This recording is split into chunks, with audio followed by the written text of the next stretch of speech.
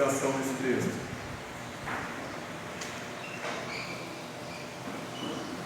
Êxodo 33, de 1 a 19.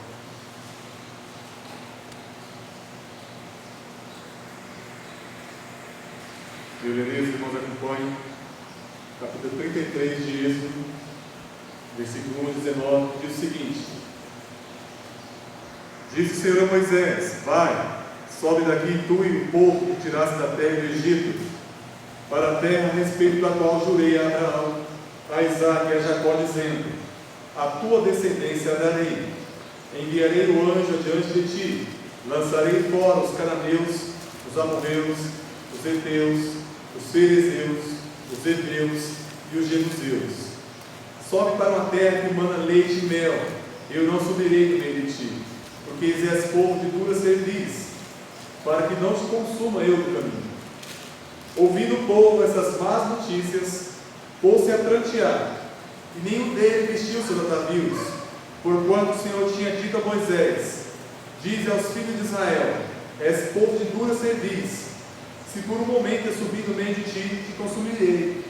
Tira, pois, de ti os atavios, para que eu saiba o que te hei de fazer. Então os filhos de Israel tiraram de si os seus atavios, desde o monte Horebe em diante. Ora, Moisés costumava tomar a tenda e armá-la para si, fora, bem longe do arraial, e chamava a tenda da congregação. Todo aquele que buscava ao Senhor saía à tenda da congregação, que estava fora do arraial. Quando Moisés saía para a tenda, fora, todo o povo se erguia, cada um em pé, à porta de sua tenda, e olhava pelas costas, até entrar ele na tenda. Uma vez dentro, Moisés da tenda descia com coluna de nuvem, punha-se à porta da tenda, e o Senhor falava com Moisés. Todo o povo via a coluna de nuvem que se detinha à porta da tenda. Todo o povo se levantava, e cada um, à porta da sua tenda, adorava ao Senhor. Falava o Senhor a Moisés face a face, como qualquer fala a seu amigo. Então voltava Moisés para o arraial. Porém o moço, Josué, seu servidor, filho de Nun, não se apartava da tenda. Disse Moisés ao Senhor: Tu me dizes, faze subir este povo, porém não me deste saber a quem há de enviar comigo. Contudo disseste: Conheço-te pelo teu nome, e também achaste graças aos meus olhos. Agora, pois, se achei graça aos teus olhos, rogo-te que me faças saber neste momento o teu caminho, para que eu te conheça e ache graça aos teus olhos, e considere que essa nação é teu povo. Respondeu-lhe: A minha presença irá contigo, eu te darei descanso. Então lhe disse Moisés: Se a tua presença não vai comigo, não nos faça subir deste lugar. Pois como se há de saber que achamos graça aos teus olhos e o teu povo? Não é porventura andares conosco, de maneira que somos separados, eu e o teu povo, de todos os povos da terra? Disse o Senhor a Moisés: Farei também isso, disseste, porque achaste graças aos meus olhos. Eu te conheço pelo teu nome. Então ele disse: Rogo-te que me mostre a tua glória. Respondeu-lhe: Farei passar toda a minha bondade diante de ti. Te proclamarei o nome do Senhor. Terei misericórdia de quem eu tiver misericórdia, e me compadecerei de quem eu me compadecer. Um texto chave, talvez o maior drama do livro de Êxodo está aqui nesse texto. Antes desse texto, no capítulo 32, o povo de Israel tinha feito um grande ato de rebeldia, de idolatria. Tinha feito um bezerro de ouro, um símbolo que simbolizava um Deus que tinham adorado aquele bezerro de ouro. E isso foi feito porque Moisés tinha subido ao monte para receber de Deus as instruções, e Deus lhe tinha lhe dado as tábuas com os mandamentos. E aquele povo, vendo Moisés demorar, e sabendo que tinha que ir para uma batalha, fala a Arão: faz um Deus para nós, porque nós temos que ter um Deus que vá à nossa frente. E Arão obedeceu aquele clamor por um ato de idolatria e fez um bezerro de ouro. E aquele povo fez uma festa para adorar o bezerro de ouro. E Deus fala para Moisés: desce e olha o que o povo está fazendo. E Moisés desce e se indigna com aquilo que foi feito, com uma tamanha rebeldia, quebra aquelas tábuas que já tinham sido escritas, simbolizando a quebra da relação de intimidade de Deus com aquele povo, da aliança de Deus com aquele povo. E ele faz um castigo, e alguns milhares de pessoas são mortas. E Deus completa o castigo, matando mais outro tanto de pessoas. E de repente Deus começa a ter um diálogo com Moisés, dizendo: olha, eu não vou não. Eu vou mandar um anjo na frente. Vocês vão conquistar tudo aquilo que eu prometi a Abraão, a Isaac e a Jacó. Mas eu não vou com vocês não. Eu não vou morar no meio de vocês. E esse texto mostra aquilo que de fato é importante para nós. Porque talvez hoje, se Deus chegasse para algumas pessoas e falasse: olha, eu não vou morar na sua casa não, mas eu vou te dar tudo aquilo que você pedir. Talvez essa proposta fosse aceita por muitos cristãos. Muitos cristãos falaram: não, beleza, está valendo aí, se eu puder ter saúde, riqueza, paz, uma família bonita, o que eu pedir tiver comigo, beleza então. E mesmo que não faça essa confirmação audível ou intelectível, né, inteligível, a gente muitas vezes se comporta dessa maneira. Olha para Deus como Deus, que é o Deus que soluciona nossos problemas, que consola nossos corações, nos dá saúde. Quando a gente aperta, a gente clama por Ele.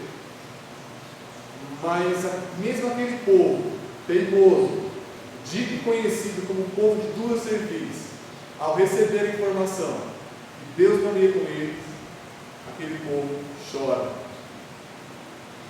Chora. E eu fico pensando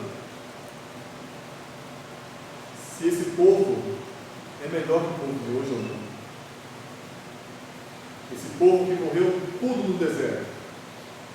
E a única coisa que fez foi gerar descendentes que estes sim habitaram a terra que Deus lhe havia prometido. Se esse povo não está melhor que nós. Porque muitas vezes a gente só se achega a Deus para obter alguma bênção. A gente só se achega a Deus para clamar por alguma coisa. E as nossas orações, muitas vezes, são orações que mais se parecem com um rol de petições, um relatório de petições àquele que pode tudo, do que uma conversa entre amigos, como Moisés tinha com Deus. Então, sim, ter aquilo que Deus faz, mas ser privado de quem Deus é, não é luta, é prejuízo, é motivo de choro. Só que muitos crentes já estão andando sem a presença de Deus, mas além de não se entristecer, nem tomaram conhecimento disso, nem entenderam, estão sem a presença de Deus. E a gente muitas vezes, a gente leu no Salmo 103, versículo 7, que Deus deu a Israel os seus feitos, mas revelou a Moisés os seus caminhos.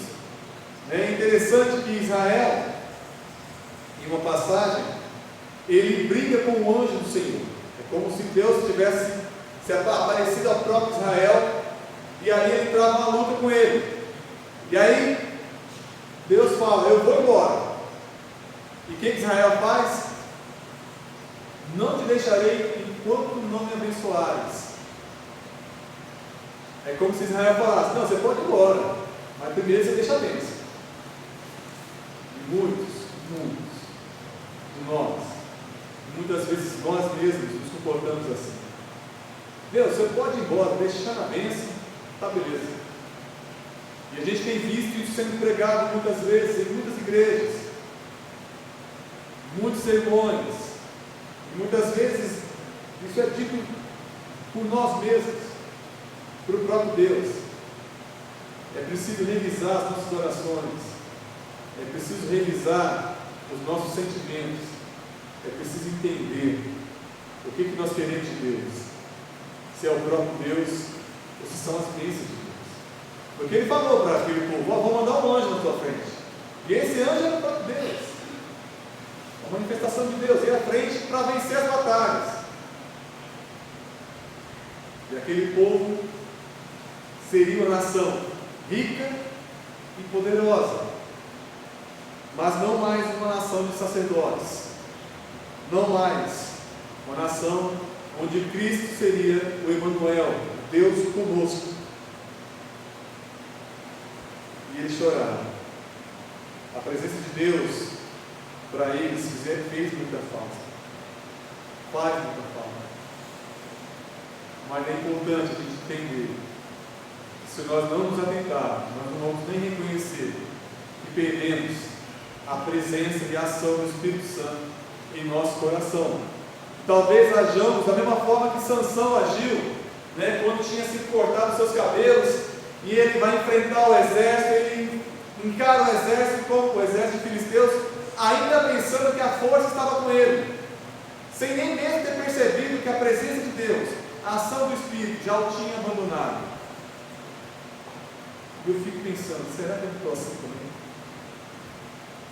Será que eu não estou dando de Sansão?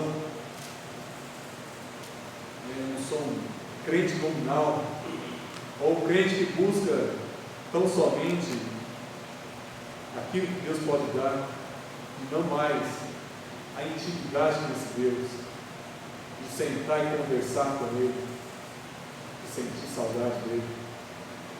A Jussara ontem, talvez ela tenha percebido, ela falou, ou hoje, não sei, que ela tem um momento de oração, e esse momento de oração dela é cumprido, né, das 5 até as 7, às 8 às vezes. Eu fico pensando, gente, o que essa mulher faz? Que ora tanto. Aí ela falou que tem dia, não é sempre, mas tem dia que ela vai dormir já com saudade, pensando, com ansiedade, para 5 horas da manhã chegar. Eu fico pensando, gente, eu estou muito longe disso. Muito longe disso. Sentir saudade daquele tempo. Primeiro que eu não tenho esse tempo, ou não priorizo esse tempo.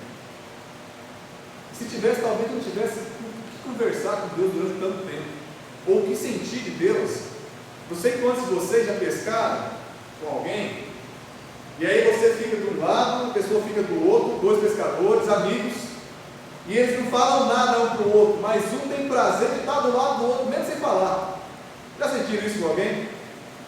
De estar junto e sentir a alegria de estar junto, mesmo que não haja diálogo. Isso com Deus devia ser muito frequente. A gente sentar, fechar os olhos e sentir a presença do Espírito Santo e não falar nada, só sentir a presença de Deus. Qual longe de nós está esse tipo de experiência? Ou quão perto está? Porque a presença de Deus precisa ser sentida, notada, regozijada. Ela precisa fazer diferença.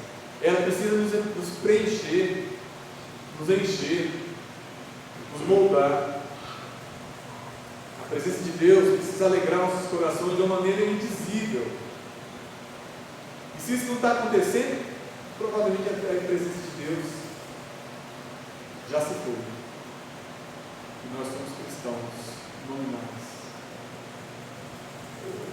Talvez até mesmo não frequentadores ou não praticantes, coisas que a gente tanto criticou em outras denominações, principalmente na igreja católica, que muitos não sou católico, não praticante.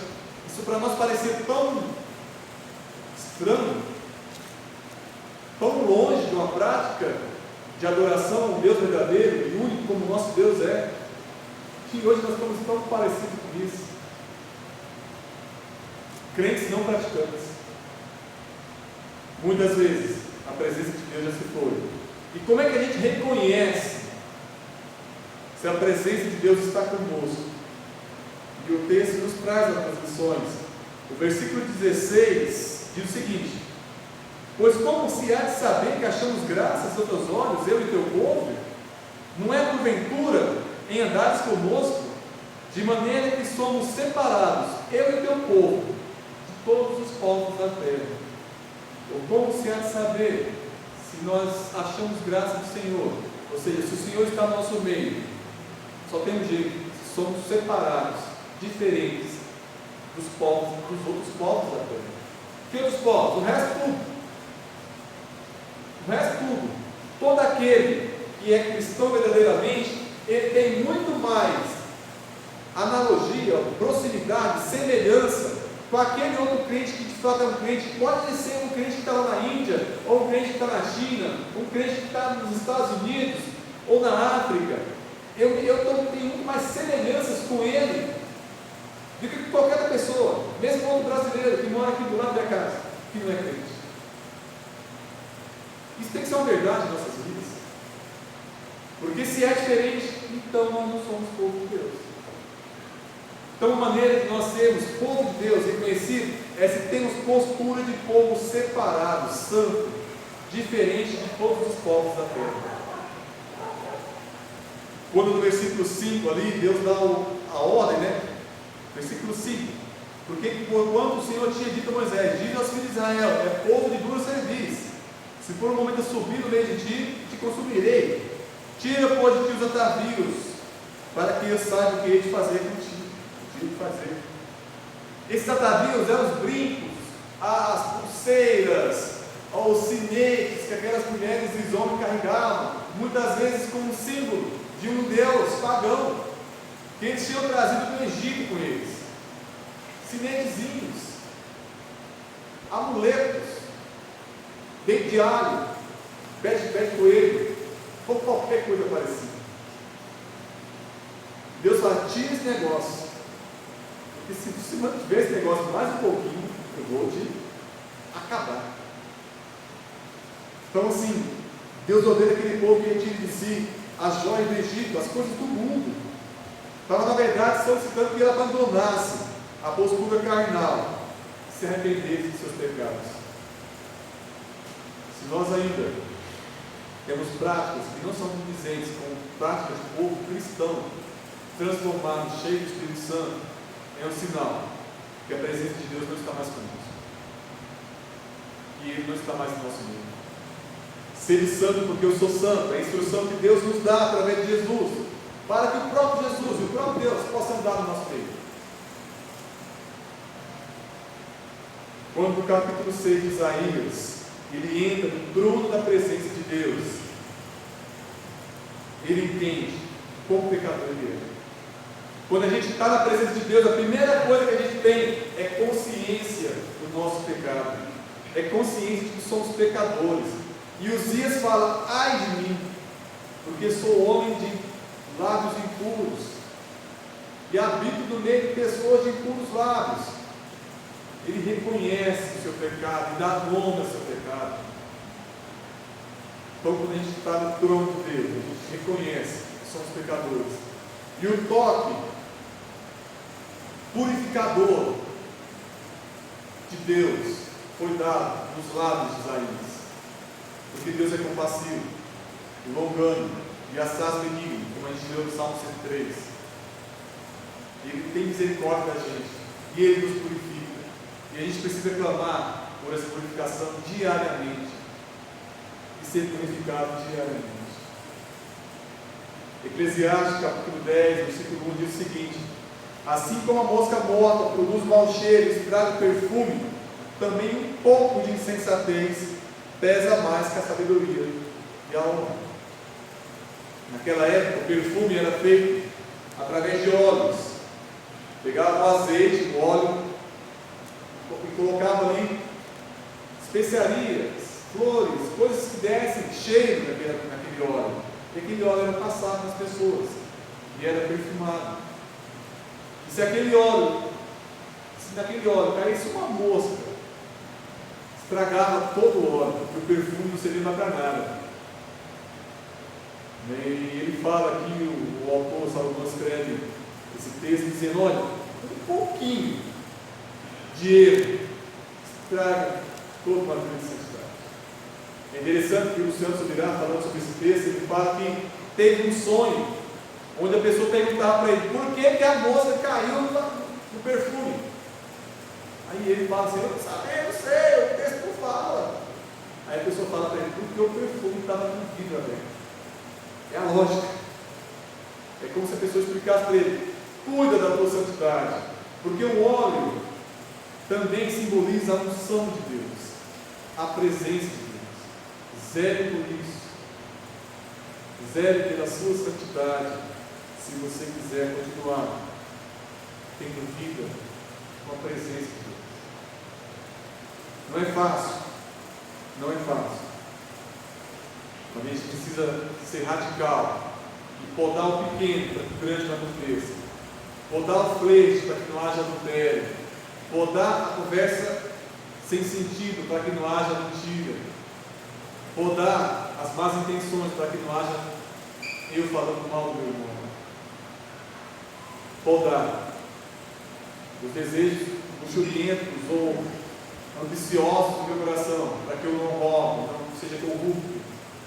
E é no pequeno, na pequena mosca, que eu evito que a minha santidade seja maculada e a presença de Deus se vá de mim. Mas também conhecemos e andamos na presença de Deus, se conhecemos e andamos nos caminhos de Deus. Versículo 13 diz o seguinte: agora, pois, se achei graças a teus olhos, rogo-te que me faça saber nesse momento o teu caminho. Moisés rogou a Deus que Deus revelasse para onde que ele ia, como é que ele andava, para que Moisés pudesse andar junto. E é interessante que Jesus fala: eu sou o caminho. Eu sou o caminho. E os cristãos são conhecidos na Roma antiga, no começo da igreja, como os do caminho. Ser o caminho, conhecer os caminhos de Deus, é andar por onde Jesus andou, porque Ele é o caminho. É fazer o que Jesus fez, porque Ele é o caminho. É cumprir a vontade de Deus, fazendo a obra de Deus aqui na terra. Para eu sentir a presença de Deus, eu tenho que viver para Deus, me dedicar a Deus, fazer aquilo que Deus espera que eu faça, cumprir os seus mandamentos, atuar de maneira decisiva na obra de Deus. Se eu sou apenas aquele que não tem obras, justifica a sua ausência de obras pela sua fé, Tiago fala muito claramente: pelas minhas obras eu mostro minha fé. Agora, a fé sem obras não existe. Eu quero ser crente, mas eu quero só ficar ali no banco e tal, e aí curtir ali o som que eles cantam, né, ouvir a mensagem, né, e aí depois eu vou para casa. Então você não está andando nos caminhos de Deus, porque Jesus trabalhava muito para que o Evangelho alcançasse o máximo de pessoas. Mas eu não sei pregar. E quem disse que tem que pregar? Aqui na frente. Mas a sua vida deve ser uma vida de obediência a Deus. Nos seus negócios, na sua relação social, você tem que falar de Deus, através de atos, através de gestos. Você tem que ser aquele que, de uma maneira ou de outra, contribua para que esse templo, o físico mesmo, ou esse templo feito de alvenaria, para que os instrumentos, para que as pessoas, para que em alguma coisa você contribua para que isso continue sendo utilizado para a honra e para a glória de Deus. Ainda que seja dando seu dízimo, tão somente, que é o mínimo, que é mandamento de Deus. Porque se eu não ando nos caminhos de Deus, eu não tenho a presença de Deus. Moisés é conhecido como que conhecia os caminhos de Deus. Salmo 103, versículo 7. Fez conhecidos os seus caminhos a Moisés e os seus feitos aos filhos de Israel. Porque Israel só queria os feitos, só queria a bênção. Mas Moisés queria conhecer a Deus, queria ser amigo de Deus, queria estar na presença de Deus. E Moisés é o tipo de Jesus mais próximo. O que é um tipo? É aquele que aponta para Jesus.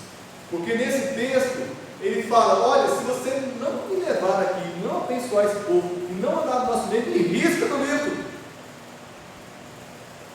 E eu acho que audácia de Moisés chegar em Deus e falar assim: me risca do teu livro. E ele se coloca entre a ira de Deus e o povo de Deus, da mesma forma que Jesus se colocou naquela cruz para aplacar a ira de Deus contra todo o povo de Deus, o que veio antes dele e o que ia até chegar a nós, e aqueles que serão convertidos até a vida de Jesus. Então, se Moisés, quando ele faz isso, ele aponta para uma postura que o próprio Cristo ia ter. O próprio Cristo ia ter. Se colocar entre a ira de Deus e a aniquilação total daquele povo, que Deus falou assim: eu vou acabar com tudo. E vou fazer de você, Moisés, outro povo. Deus tem poder para isso? Com certeza. Mas Moisés fala: não. Para que outros povos não digam: tirou aquele povo do Egito só para acabar com ele no deserto. E eles se colocam entre a ira de Deus e o pecado daquele povo. E Deus tem misericórdia dele. E Deus é misericórdia. É interessante, a gente cantou esse cântico, né? Sonda, pedindo para Deus conhecer o pecado Ele já conhece, mas que Ele revele a nós e nos quebrante, ou seja, nos desencarne, faça de nós um vaso novo e nos transforme, ou seja, transforma-nos a aparência de Cristo, nos faz segundo o modo de Cristo e nos encha com o seu Espírito, e só então nos use. E para eu saber que a presença de Deus está comigo, eu preciso ser usado por Deus. Esse texto, o texto dessa canção, ele é muito rico, porque ele fala das fases que eu de fato preciso ter. Eu preciso ser sondado, confessar meu pecado, estar diante da presença de Deus é me reconhecer como pecador, carente da misericórdia de Cristo, transformado e ser usado. Mas se eu não for usado, eu não estou nos caminhos do Senhor e eu não tenho a presença de Deus comigo. E para terminar, no versículo 18, ele fecha dizendo, Moisés dizendo, então ele disse, rogo-te que me mostres a tua glória. Se temos a presença de Deus, nós ansiamos em ver e desfrutar mais e mais da glória de Deus. Cada geração de crente verdadeiro acredita que Jesus vai voltar naquela geração, porque não tem desejo mais profundo de quem é verdadeiramente cristão e está na presença de Deus do que ver Cristo voltando em nuvens, em alta glória, arrebatando aqueles que são seus. Se você não sente esse desejo, esse anseio, cuidado, acautela-te, porque de repente você não está na presença de Deus. E quem está na presença de Deus sente saudade do Ele, sente saudade de estar com Jesus. Mesmo ele nunca estando com Jesus, face a face, ele sente saudade. No final do filme, que fala sobre a vida de Paulo, não sei quantos assistiram, ele, já quase no final do filme, ele vai ter uns vislumbres do céu. E aí ele vê umas crianças brincando, ele vê Tiago, né, Estevão, ele vê Estevão, né, e aí ele vai vendo aquilo, e a história, ele vai tendo sonhos com aquilo, e de repente ele chega na hora da sentença, e já quase nos minutos finais do filme, e ele coloca a cabeça naquele tronco, e a espada desce. E aí então ele vê de fato, o filme mostra ele vendo o céu. E é fantástico, porque os olhos dele olham procurando Cristo. Ele vê aquele povo todo, ele fala assim, cadê o príncipe da paz? Cadê o bom conselheiro? Cadê o meu Salvador? Cadê o meu Deus maravilhoso? E aquela cena, ela é fantástica. É uma cena de segundos. Ele simplesmente olha aquelas crianças e faz assim. E ele procura. E aí vem o Senhor andando com a roupa de judeu. E aquele Senhor vai se aproximando. E aí o filme acaba. Se nós não ansiamos em ter esse momento, seja da vida de Jesus, ou seja da nossa ida com Ele, a gente tem que se acautelar. Porque provavelmente já não estamos vivendo na presença de Deus. Cada geração de Cristo, cada geração de cristãos, anela, deseja, anseia, clama pela vida de Cristo, porque quer estar do lado dele, quer fazer como Jó, que encosta a cabeça no peito de Jesus. Se nós de fato temos amizade com Cristo, vivemos a presença dele, a gente tem que ter esse desejo, a gente tem que ter essa vontade. Então a gente precisa, e eu preciso muito repensar minha vida cristã. Você que está nos assistindo, você precisa assim, se colocar diante de Deus. A pouco não pode pensar, Deus, eu estou longe do Senhor.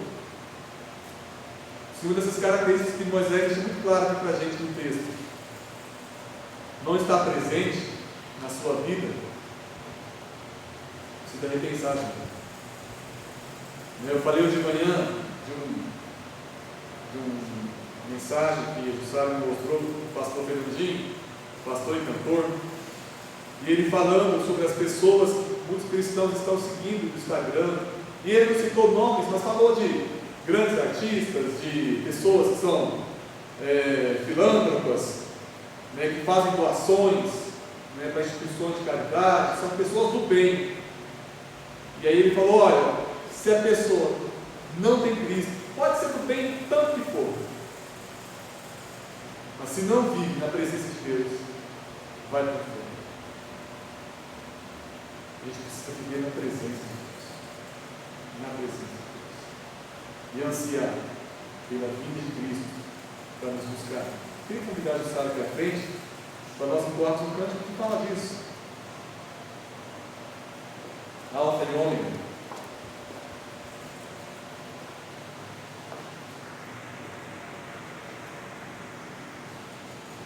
Queria convidar os irmãos que puderem ficar em pé e entoar esse cântico.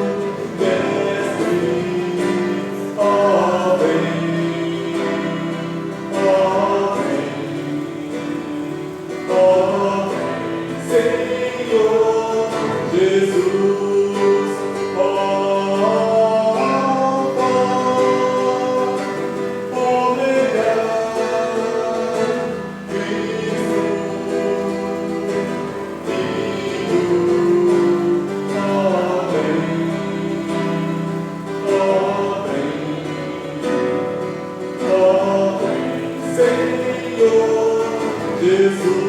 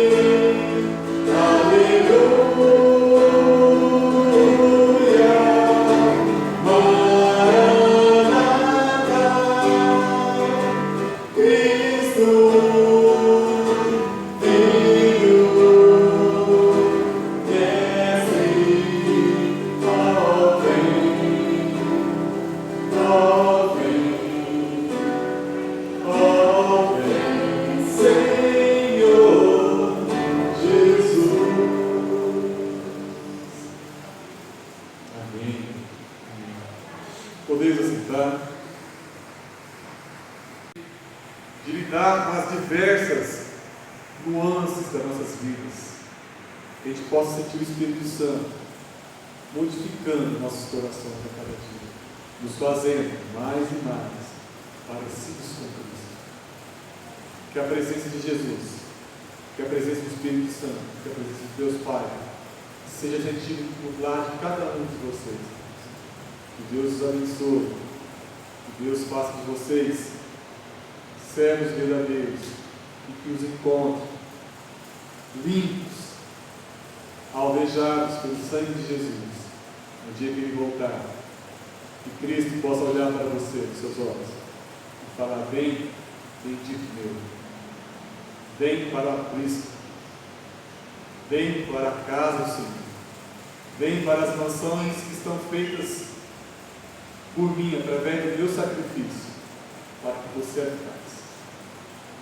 Cada um de nós possa se encontrar limpo no dia que Jesus voltar, ou no dia que a gente for para Ele. Que a gente possa ter uma vida glorificada, uma vida diária. Amanhã é segunda-feira. Que dia que amanhã é dia de louvar a Deus, é dia de viver na presença de Deus.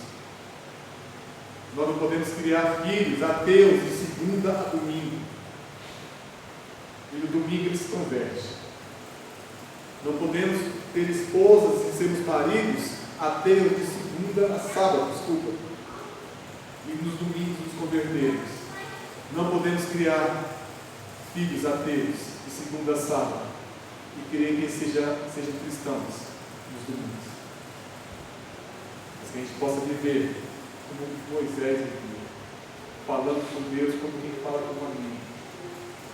Eu lembro uma vez que um amigo meu viajou, o presbítero Joel, eu fui para o Nordeste, eu fiquei em Barra do Garças, e de repente eu sabia que ele ia chegar tal dia, tal horário. Eu fui fora da igreja para esperar, porque ele estava numa excursão com a igreja. E aí ele desceu do ônibus, eu vi ele descendo, e aí na hora que ele colocou o pé no asfalto, eu estava lá para esperar ele. Na hora que ele me viu, a gente abraçou uma outra e saiu gritando, pulando, vamos loucos. E eu percebo a alegria de nós estarmos com um amigo. E o quanto nós estamos perdendo isso. Eu não posso abraçar um irmão, ou um sobrinho, ou um amigo, ou um parente, que seja do mesmo sexo que eu, dentro de um supermercado, sem pessoas pensarem em coisas ruins. A gente está perdendo intimidade com o outro, intimidade com Deus. Não podemos perder isso. Não podemos. A gente precisa viver na presença de Deus e em comunhão com os irmãos. Amém? Eu queria convidar aqui a Elmira.